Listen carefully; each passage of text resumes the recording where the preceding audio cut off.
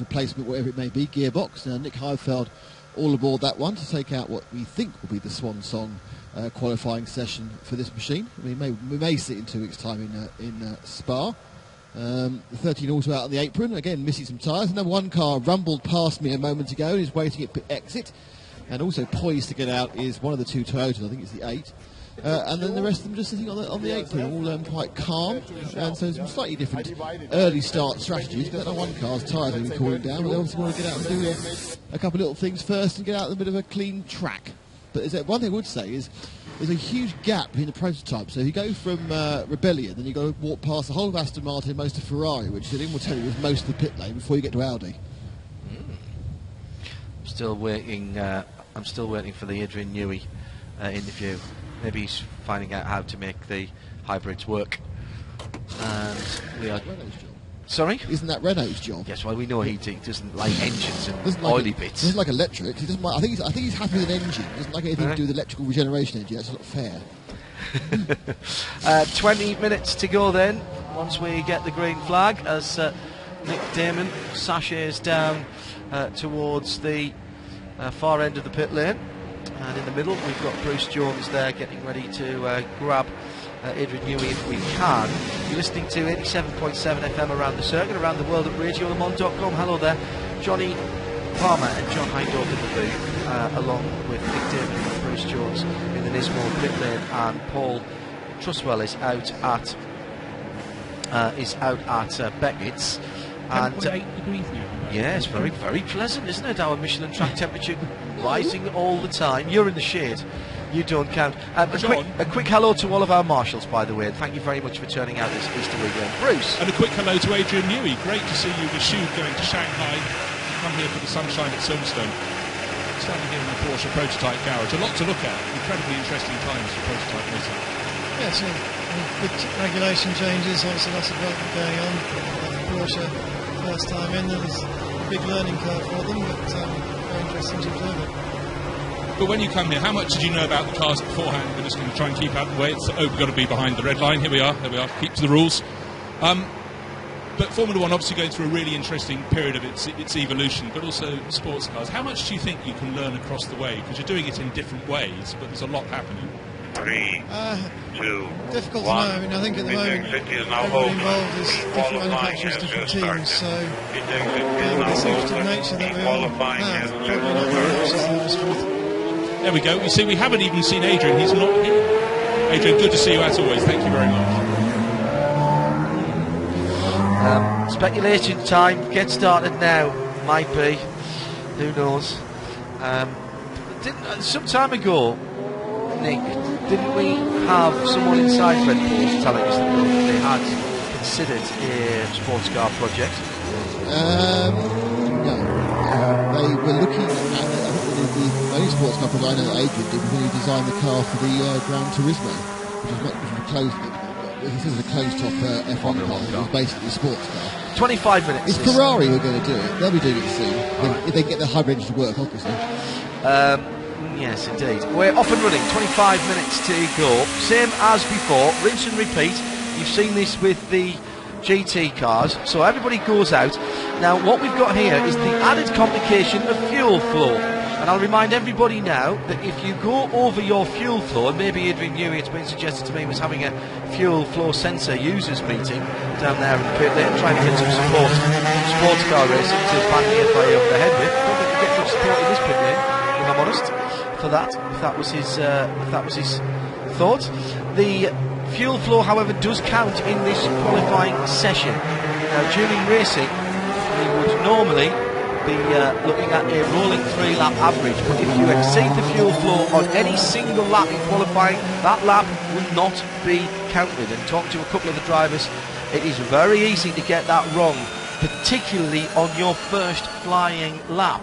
So we will have to keep our eyes open. There is the green flag then, and through, first of all, is the number 2 Audi, and heads off towards Paul Truswell. Let me turn the mics down from the pit lane just a little bit, sorry. That was my fault. Can I just ask a very quick question about fuel flow? I Yes, think I'm on top of this, but it's about not the amount of fuel that you use, but the rate that you use it, I think. And Sam Collins gave me a really good analogy, which is if you go out on a night out and drink 5 pints, you can hit it hard and drink all 5 within the first hour, and you'll probably be going home quite quickly. You'll fall over. Precisely. Yeah. If you are a little bit more conservative and spread the 5 pints out across the night, across a 5-hour period, you'll be merry, but still be able to hold a conversation. And that's about, you're drinking the same amount in total, but you're spreading it out, and therefore it's about the flow rather than the amount used. Yeah, it's basically like doing your 50 mile an hour average in your roadworks. If you know it's a 3 mile stretch of a 2 mile stretch of 50 mile an hour, you could do the first mile at a very slow speed, and you could speed up the second mile, or vice versa. Yeah. You know, it's the same thing. Here's your drivers then. It's Christensen in the 1 Audi, Trellier in the 2, Alex Wirtz in the 7 Toyota, Anthony Davidson celebrating his birthday yesterday in the 8.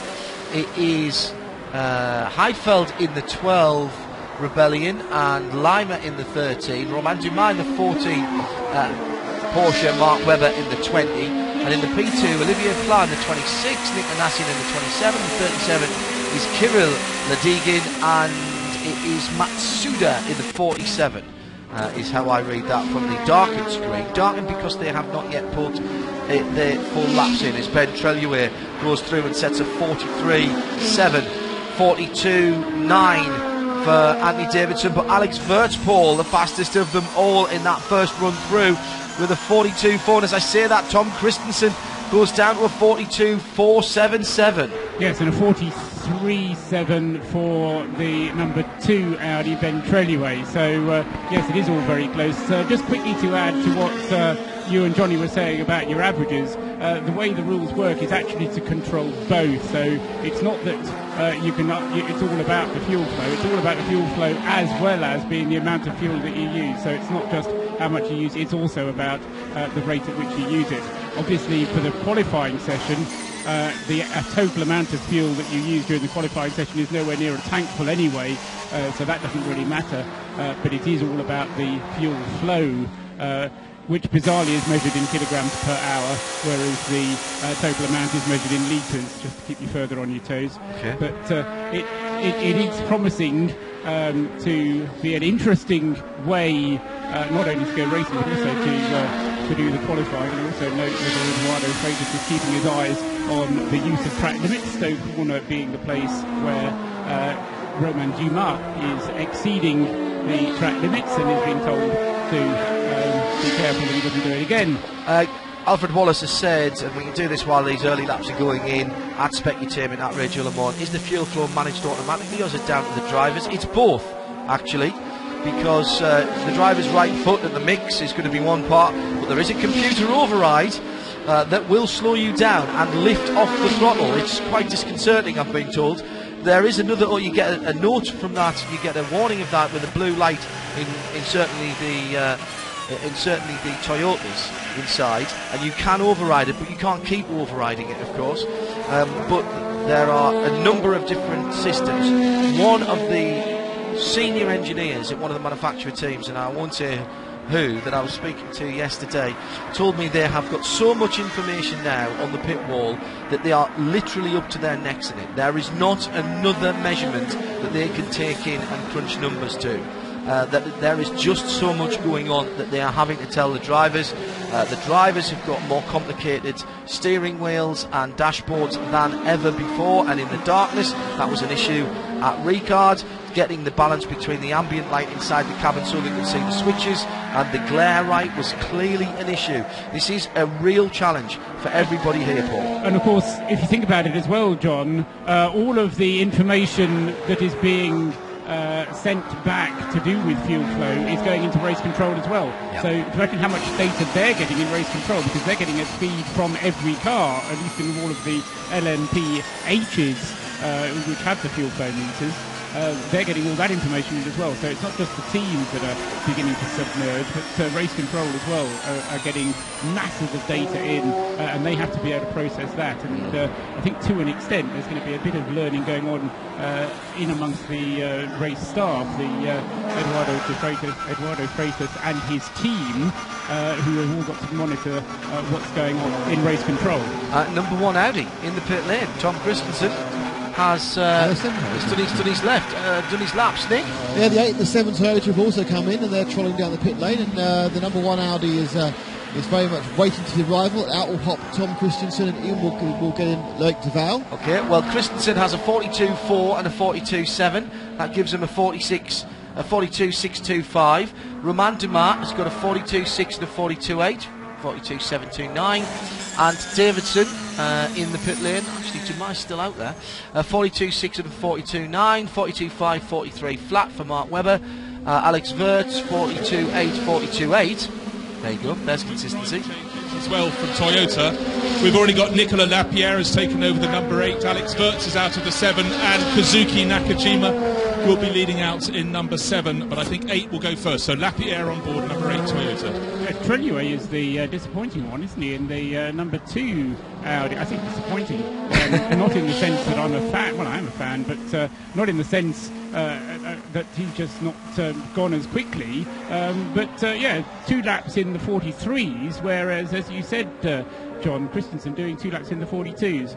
So not quite sure what Treluay's story is, but it's leaving Lotterer a bit of a mountain to climb as and when he takes over in the number 2 car. Treluay is one of the only cars that hasn't yet made his pit stop, though, so maybe he's just dialing himself in a little bit more slowly. Got a completely empty track, of course, at the moment, whilst everybody else is making their pit stops.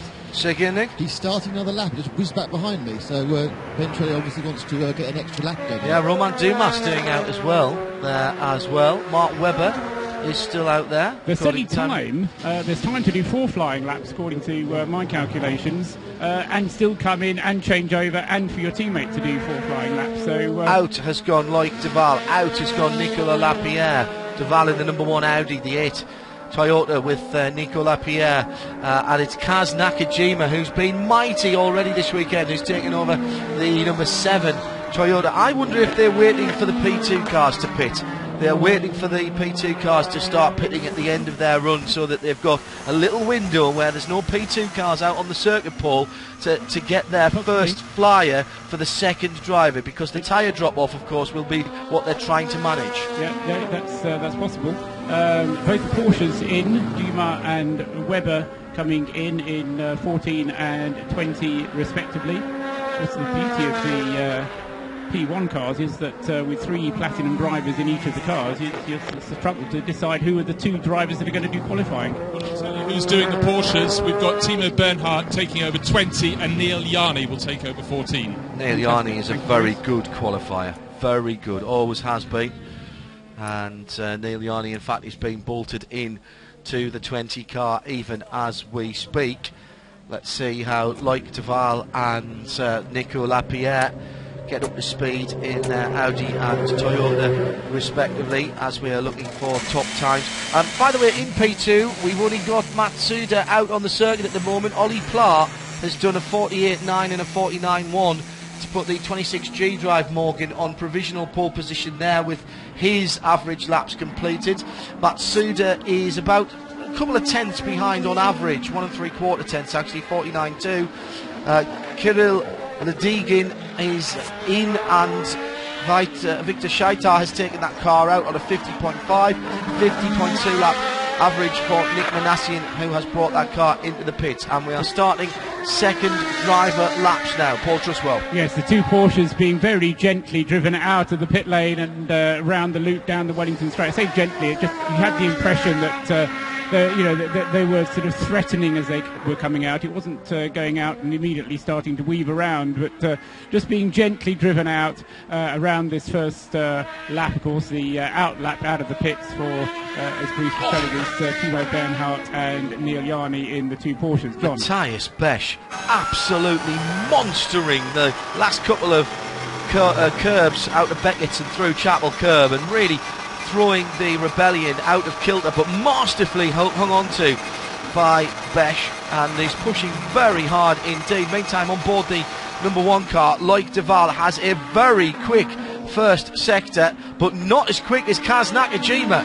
Nakajima already half a second up in the Toyota, but remember, it's not absolute time.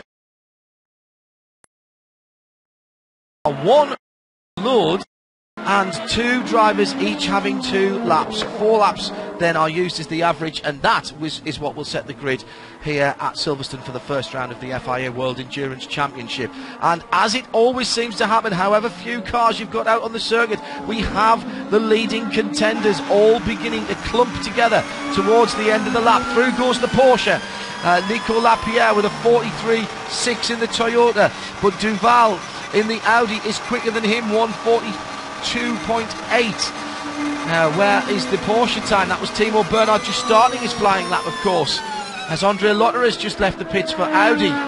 It's Roman Rusinov who's got into the 26 P2 car, and Maurizio Mediani in the 27. And Lotterer is not in the clump. You're absolutely right, John. Everybody is in a clump, but Andre Lotterer has somehow managed, whether by good management or whatever, Lena Gade's mastery on the pit wall, Andre is all on his own. He's just coming down through Club Corner at the moment, so he'll be the next one who passes your window. But as you see, he's pretty much on his own. So, temperature dropping, I'm told, at the moment outside on the national end of the circuit, as the sun has temporarily gone behind some of the high but slightly threatening cloud that we have here. Car number 8 doesn't have its headlights on at the moment. That is Nico Lapierre, and that has attracted the attention of the stewards here in the international pit lane. The 2 Porsches together on the pit lane, well, together bar about 100 metres, but they are in the same camera shot as the number 20 it is that goes round Stouffer to come down to complete the first flying lap for Timo Bernhard, the 3rd lap that will count in the 14 car. It is Neil Yarney who's in behind. See what the race director has to say.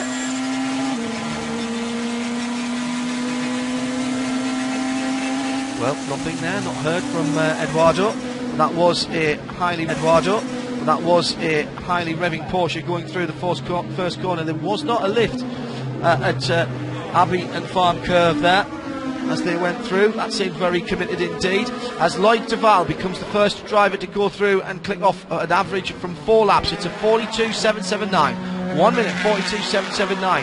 A 10th and a 3rd behind with a 42.913 is Kaz Nakajima in the Toyota. The second of the Toyotas, the 8 car with Nico Lapierre, has a 143.8 average for the 4 laps. Now we'll see what's left in the tyres, the drivers and the machinery as they try to hone those times. And again, remember, they're not looking for the best time, they're looking to beat the worst time that they have put in to improve their average. And there's still 10 minutes to go, John, yes. So there's plenty of time. You've got time to come into the pits, put a new set of tyres on if you wanted, and set off again. So there's, this is not over yet. I don't think you can change tyres, but you can change pressures, can't you? Yeah, you can change pressures, you can't change tyres. You can change the driver back again to the driver 1 if you thought he'd let you down. But again, theoretically, unless the course of conditions change for tomorrow's start of the race, it has to start on these tyres. So they, at that point you think, well, how many laps do we want to do on them? But it does appear with the battle royal going on between the 3 teams, the pole seems to be rather more important than usual. Rebellion 12 spinning at Brooklands, according to the screen and to our eyes out of the circuit. So Matthias Besch was pushing very hard indeed. It will be easy then for him to better his 153.5, which was his last lap. Let's have a look at one of the Porsches. Here is the 14 car with which is yet to complete, in fact just has completed. Neil Yarney goes up into 3rd. Audi, Toyota, Porsche, top 3 at the moment, separated by 3/10. Sand or earth on the right-hand side, driver's right-hand side, on the abouts of T67. Be aware of possible debris on track, sand or earth on the right-hand side of T67. Eduardo Freitas there, letting everybody know somebody's been off. That is, I think, is detritus from the spin from the number 12, which we're seeing again on the big screens here at the circuit. Too much inner curb taken that time by Matthias Becher. I said he was cheating the curbs when he was coming out of Beckett's and Chapel, and he overdid it going into Brooklands that time around. Easy to do as Adrian Newey talks to Mark Webber at the back of the Porsche pit. Mark's done his bit for the 919 that he is involved with in the for the weekend. And on board the number 14 at the moment is Neil Yarney in third position. So it's Audi number 1 by a tenth of a second from Kaz Nakajima, who's closed down just a little bit in second place in the 7 Toyota. Neil Yarney a couple of tenths further back in third position, the 14 Porsche. 1, 7 and 14 are the top times at the moment in the prototype category, with Toyota, Audi and Porsche the next 3 places. Nico Lapierre in the 8 with a 43.189 average, 43.196 for Lotterer, fractions of seconds between them there, and the number 2 Audi, and Timo Bernhard bringing up the rear at the moment for the number 20 Porsche in that factory battle. In P2, Roman Rusinov in the 26G drive cars. Into the pits comes the 14 Porsche under the auspices of Neil Yarney. Rusinov, the 26 Morgan, then leads by the average from the 37 Orica in second. The other 2 cars yet to do their laps, and I'll tell you now, the KCMG car is still in the pit lane and has not had its second driver out there to do any laps. John, can I interrupt? It just came in, it parked and went out again. Richard Bradley has gone out as the second driver. Tsugo Matsuda started the session in the KCMG Orica. I don't know what they did. I ran out of the garage to see it. It parked and then pulled straight away again. So I can't help you, I'm afraid, but it has been out with the second driver. Right, has not got accredited time, so that must have been an out and back in, and you won't get that because of the vagaries of Silverstone. And out a lap where you come into the pits is actually shorter than going round the circuit, and those laps are never counted on time for qualifying or for fastest laps. The guys at Alcamel have got a very clever algorithm that knocks those out. So Kaz Nakajima comes through and goes past me. Does he improve? He does! And the number 7 Toyota goes to provisional pole position by 0.005 of a second.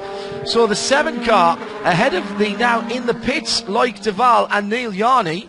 So 7 from 1 and 14. Yep. Now can the other Toyota improve as well, Paul? Yeah, fastest lap of its session for Kaz Nakajima there. Wow, with the second Toyota. driver. 42.509 on his last lap, going together with his 142.933, which was his second flying lap and his second best flying lap. And he's done 2 other flying laps as well, but they weren't quite as quick. But the best of them all, Kaz Nakajima saving until last, and that 142.5, just a fraction slower than Tom Christensen's best lap of the session, which if this was a traditional traffic qualifying session, that would have been pole position time, 142.477. And Nakajima's in the pits, Paul. Right, okay, so that's all of the leading ones in the pits with 5 minutes of the session still to go. Except for Lotterer. Lotterer is still out there. Yes, well, he's got to improve on Treluay's, what was I trying not to call it, disappointing time. Well, I wonder if they might... Oh, there's only 5 minutes to go. You could put Treluay back in again. So you could. Yeah, Treluay may be getting in for the last session because you've got time. Have to do it quickly. The number 2 car does not come into the pit lane. It goes round again and heads towards the double right-hander at Club and just about keeps all 4 wheels inside the white line. Does he improve? He does. He goes up to 4th position, a 143.137 now for the number 2 car. So it's 7.114, 2.820. That would be Toyota, Audi, Porsche, Audi, Toyota, Porsche, and then the 2 Rebellion Lawless. A little bit off the pace. They're over a second off the pace on their average here. So a single lap for those cars has been around about the 3/4 tenths mark. But as soon as we've started getting into the longer runs, the older Lawless with the Toyota engine for Rebellion are beginning to lose ground on the super high-tech, super developed and super expensive works cars ahead of them. Here's one for you, John. Timo Bernhardt is sitting in number 20. He has not got out. He's sitting pointing pit exit, wafting the door to get some fresh air into the car, but he may not yet be finished. So he's got to go. Number 20. He's got 3 minutes and 40 seconds to go. It's a 144 lap. He's going to get round and do more than just one flyer. He's got to think about going in the next 60 seconds or thereabouts. Meantime, the number 2 Audi of Andre Lotterer is heading down the Hangar Straight, building up to terminal velocity. Let's have a listen.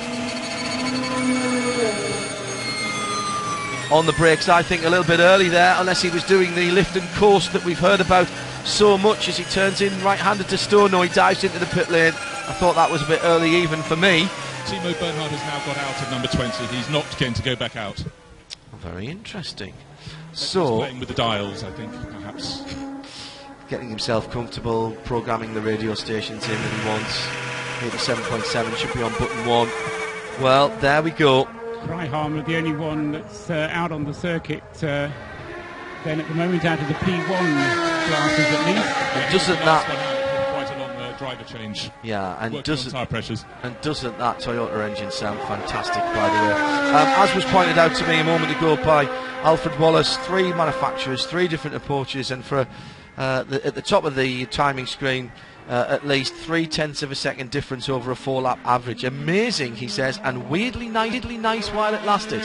So that's a thumbs up from that viewer here at Silverstone, that spectator here at Silverstone, for this combined average session time for the qualifying, which sees the number 7 with a 1:42.774 average against 1:42.779. 5 1,000ths of a second in terms of that 4-lap 2-driver average, and then further 0.3 back Neil Yarney for Porsche. 7, 1, 14 and 2, the first 2 rows. So Toyota, Audi, Porsche, Audi, Toyota, Porsche, 8 and 20 on row number 3. Then the 2 Rebellions in P2, still waiting for the 47 KCMG car to finish its 4th lap, and it comes through and bounces straight up to 2nd position, and that was an issue there, that we saw them do a semi-flying lap and sort of come back in again,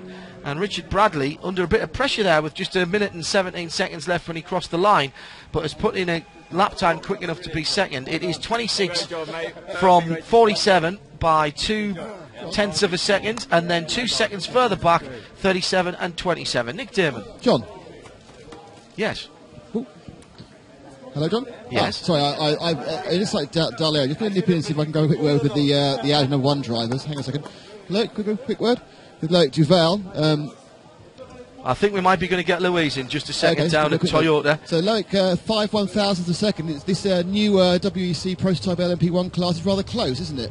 Yeah, it looks really close during the whole test we have done here yesterday and today. You never know where you will end up exactly until the qualifying. It seems to be really close, which is great for everybody, and it showed that we should have a good battle during the race.